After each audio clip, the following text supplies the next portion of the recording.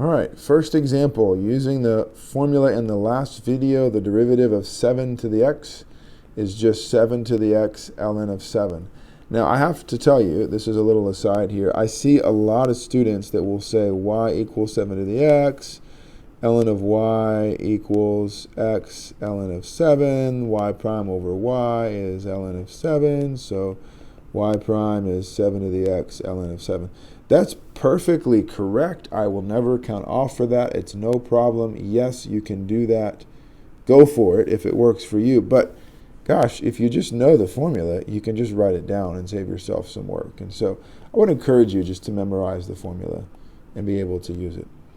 Okay, example number 2, we've got a situation where there's a chain rule. So we want to find y prime, by the way. That's the instruction on all of these. And so thinking about the chain rule, I say, okay, I know the derivative of 10 to the x. Let's write it down over here. The derivative of 10 to the x is going to be 10 to the x ln of 10. Plug in the inside. So y prime is going to be 10 to the, I don't need a parentheses, let's say 10 to the x squared plus 1 times ln of 10 times the derivative of the inside, which is just 2x. And so there you go. I might clean this up and write this as 2x ln of 10 times 10 to the x squared plus 1. Doesn't really matter. It's just a matter of ordering. So perfectly fine. Really, if you really wanted to keep it cleaner, you might even say 2 ln of 10 times x times 10 to the x squared plus 1, but whatever. All right, so quick remark. We just did an example of the chain rule. Let's jot down the general formula. Anytime you have a to raised to some function, you can just realize that this is always going to be a to the g of x times ln of a times g prime of x. It's exactly like what we did in example 2, but it always happens this way. And so it's nice if you have that in your back pocket. You don't have to think too much about it. So let's do another example. Why don't you pause the video and work this example out yourself, number 3. See what you get. Compute y prime. So y prime, I know that the derivative is going to be the same thing, e to the tangent x, again, times, well, ln of e is just 1, times the derivative of tangent is secant squared of x. And so that's it. That's all there is to it. Let's do another example, maybe a little bit more complicated one, nothing too crazy. But this one I'm going to have to do a product rule, which I think we can handle. And so I get f prime of x is, well, I'll take the derivative of this piece. I'm just going to get negative 3 e to the minus 3x. It's e to the g times g prime, kicks out this negative 3. And then all times the sine of 4x.